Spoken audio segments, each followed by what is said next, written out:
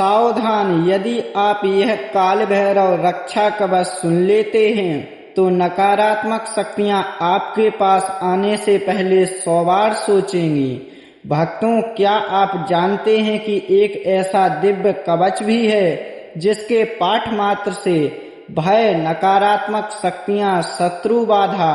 और अकाल संकट दूर होने लगते हैं। यह है श्री काल भैरव रक्षा कवच। मान्यता है कि स्वयं महादेव के उग्र स्वरूप काल भैरव की कृपा इस कवच के माध्यम से साधक की चारों दिशाओं से रक्षा करती है। यदि आपको बार बार डर लगता है, अशांति, बाधाएं या अदृश्य नकारात्मकता महसूस होती है, तो इस कवच का पाठ आपके लिए अत्यंत प्रभावशाली माना गया है। वीडियो को अंत तक अवश्य सुनें, क्योंकि आगे हम संपूर्ण काल भैरव रक्षा कवच का पाठ करने जा रहे हैं। जय काल भैरव। ओम सहस्रारे महाचक्रे कर्पूरधवले गुरुः पातु मां बटुको देवो भैरवः सर्वकर्मसु पूर्वश्यामसितांगो मां दिशि रक्षतु सर्वदा आग्नेयां चारुरुः पातु दक्षिणे चण्डभैरवः नैऋत्यां क्रोधनः पातु उन्मत्तः पातु पश्चिमे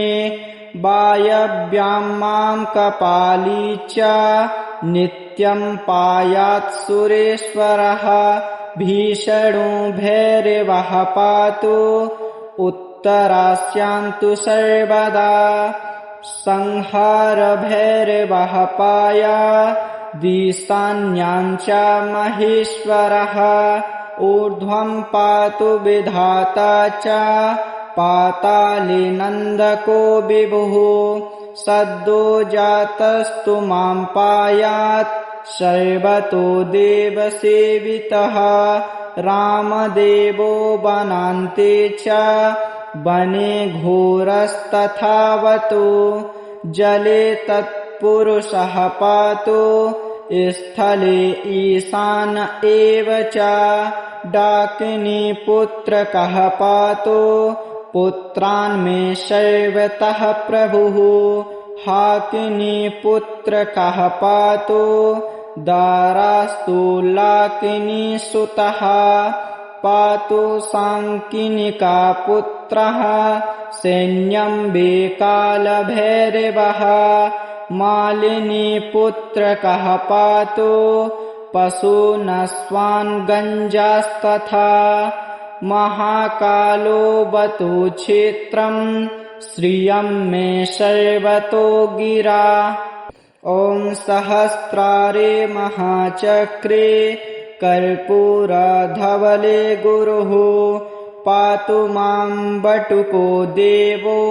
भैरवः सर्वकर्मसु पूर्वश्यामसितांगो मां दिशि रक्षतु सर्वदा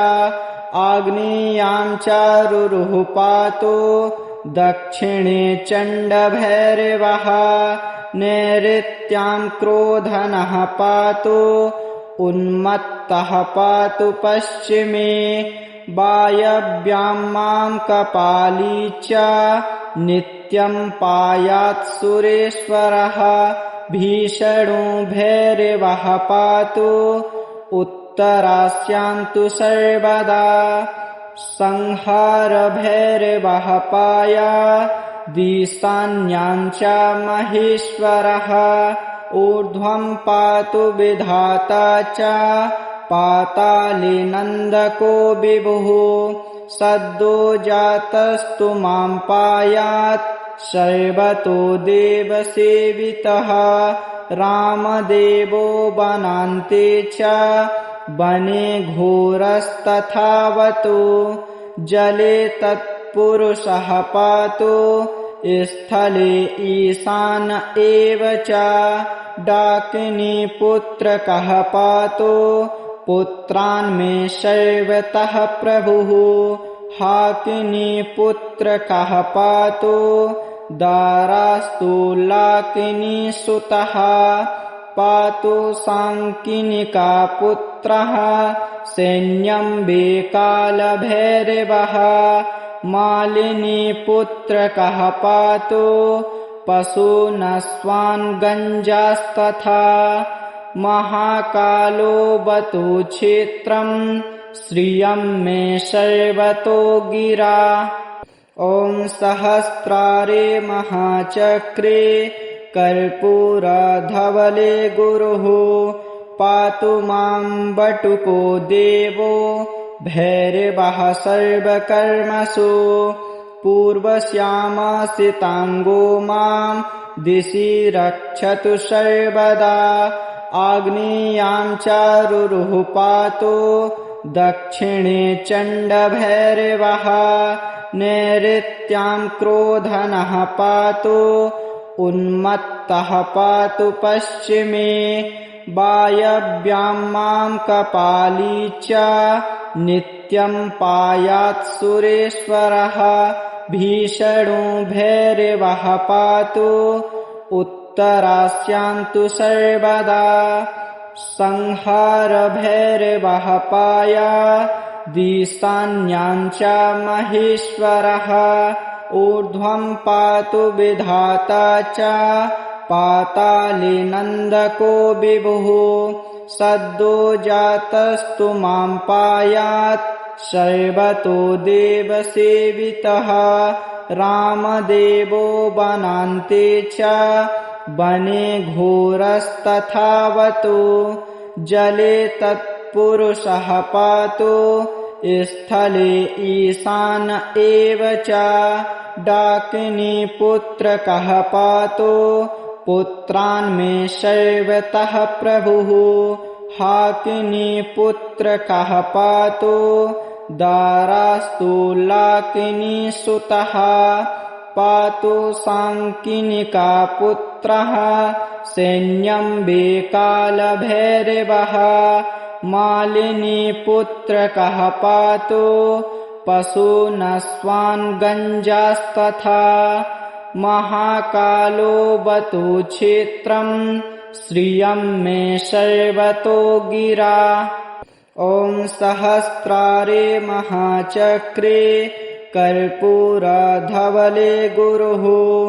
पातु मां बटुको देवो भैरवः सर्वकर्मसु पूर्वश्यामसिताङ्गो मां दिशि रक्षतु सर्वदा आग्नेयां चारुरुः पातु दक्षिणे चण्डभैरवः नैऋत्यां क्रोधनः पातु उन्मत्तः पातु पश्चिमे वायव्यां मां कपाली च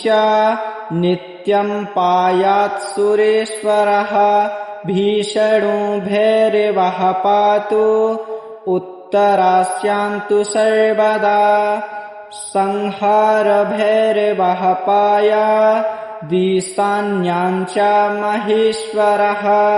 ऊर्ध्वं पातु विधाता च पाताले नन्दको विभुः सद्यो जातस्तु मां पायात् सर्वतो देवसेवितः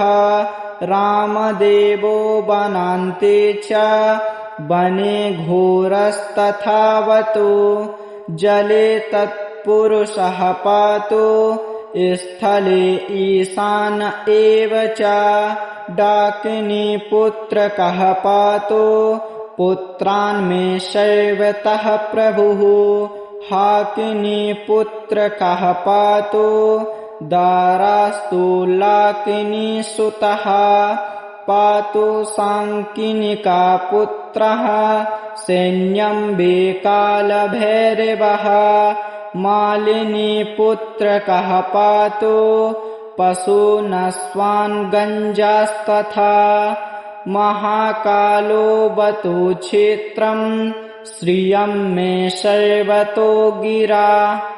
ॐ सहस्रारे महाचक्रे कर्पूरधवले गुरुः पातु मां बटुको देवो भैरवः सर्वकर्मसु पूर्वश्यामसिताङ्गो मां दिशि रक्षतु सर्वदा आग्नेयां चारुरुः पातु दक्षिणे चण्डभैरवः नैऋत्यां क्रोधनः पातु उन्मत्तः पातु पश्चिमे वायव्यां मां कपाली च नित्यं पायात् सुरेश्वरः भीषणो भैरवः पातु उत्तरास्यां तु सर्वदा संहार भैरवः पायात् ईशान्यां च महेश्वरः ऊर्ध्वं पातु विधाता च पाताले नन्दको विभुः सद्यो जातस्तु मां पायात् सर्वतो देवसेवितः रामदेवो वनान्ते च वने घोरस्तथावतु जले तत्पुरुषः पातु स्थले ईशान एव च डाकिनी पुत्रकः पातु पुत्रान् मे सर्वतः प्रभुः हाकिनी पुत्रकः पातु दारास्तु लाकिनी सुतः पातु सांकिनिका पुत्रः सैन्यं बेकालभैरवः मालिनी पुत्रकः पातु पशूनस्वान् गञ्जास्तथा महाकालो बतु क्षेत्रं श्रियं मे सर्वतो गिरा ॐ सहस्रारे महाचक्रे कर्पूरधवले गुरुः पातु मां बटुको देवो भैरवः सर्वकर्मसु पूर्वश्यामसिताङ्गो मां दिशि रक्षतु सर्वदा आग्नेयां चारुरुः पातु दक्षिणे चण्डभैरवः नैऋत्यां क्रोधनः पातु उन्मत्तः पातु पश्चिमे वायव्यां मां कपाली च नित्यं पायात् सुरेश्वरः भीषणो भैरवः पातु उत्तरास्यां तु सर्वदा संहार भैरवः पायात् ईशान्यां च महेश्वरः ऊर्ध्वं पातु विधाता च पाताले नन्दको विभुः सद्यो जातस्तु मां पायात् सर्वतो देवसेवितः रामदेवो वनान्ते च वने घोरस्तथावतु जले तत्पुरुषः पातु स्थले ईशान एव च डाकिनी पुत्रकः पातु पुत्रान् मे सर्वतः प्रभुः हाकिनी पुत्रकः पातु दारास्तु लाकिनी सुतः पातु सांकिनिका पुत्रः सैन्यं बेकालभैरवः मालिनी पुत्रकः पातु पशूनस्वान् गञ्जास्तथा महाकालो बतु क्षेत्रं श्रियं मे सर्वतो गिरा ॐ सहस्रारे महाचक्रे कर्पूरधवले गुरुः पातु मां बटुको देवो भैरवः सर्वकर्मसु पूर्वश्यामसिताङ्गो मां दिशि रक्षतु सर्वदा आग्नेयां चारुरुः पातु दक्षिणे चण्डभैरवः नैऋत्यां क्रोधनः पातु उन्मत्तः पातु पश्चिमे वायव्यां मां कपाली च नित्यं पायात् सुरेश्वरः भीषणो भैरवः पातु उत्तरास्यान्तु सर्वदा संहार भैरवः पायादिशान्याञ्च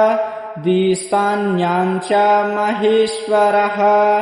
ऊर्ध्वं पातु विधाता च पाताले नन्दको विभुः सद्यो जातस्तु मां पायात् सर्वतो देवसेवितः रामदेवो वनान्ते च वने घोरस्तथावतु जले तत्पुरुषः पातु स्थले ईशान एव च डाकिनी पुत्रकः पातु पुत्रान् मे सर्वतः प्रभुः हाकिनी पुत्रकः पातु दारास्तु लाकिनी सुतः पातु सांकिनिका पुत्रः सैन्यं वे कालभैरवः मालिनी पुत्रकः पातु पशूनस्वान् गञ्जास्तथा महाकालो बतु क्षेत्रं श्रियं मे सर्वतो गिरा ॐ सहस्रारे महाचक्रे कर्पूरधवले गुरुः पातु मां बटुको देवो भैरवः सर्वकर्मसु पूर्वश्यामसिताङ्गो मां दिशि रक्षतु सर्वदा आग्नेयां चारुरुः पातु दक्षिणे चण्डभैरवः नैऋत्यां क्रोधनः पातु उन्मत्तः पातु पश्चिमे वायव्यां मां कपाली च नित्यं पायात् सुरेश्वरः भीषणो भैरवः पातु उत्तरास्यान्तु सर्वदा संहार भैरवः पायादिशान्याञ्च महेश्वरः ऊर्ध्वं पातु विधाता च पाताले नन्दको विभुः सद्यो जातस्तु मां पायात् सर्वतो देवसेवितः रामदेवो वनान्ते च वने घोरस्तथावतु जले तत्पुरुषः पातु स्थले ईशान एव च डाकिनी पुत्रकः पातु पुत्रान् मे सर्वतः प्रभुः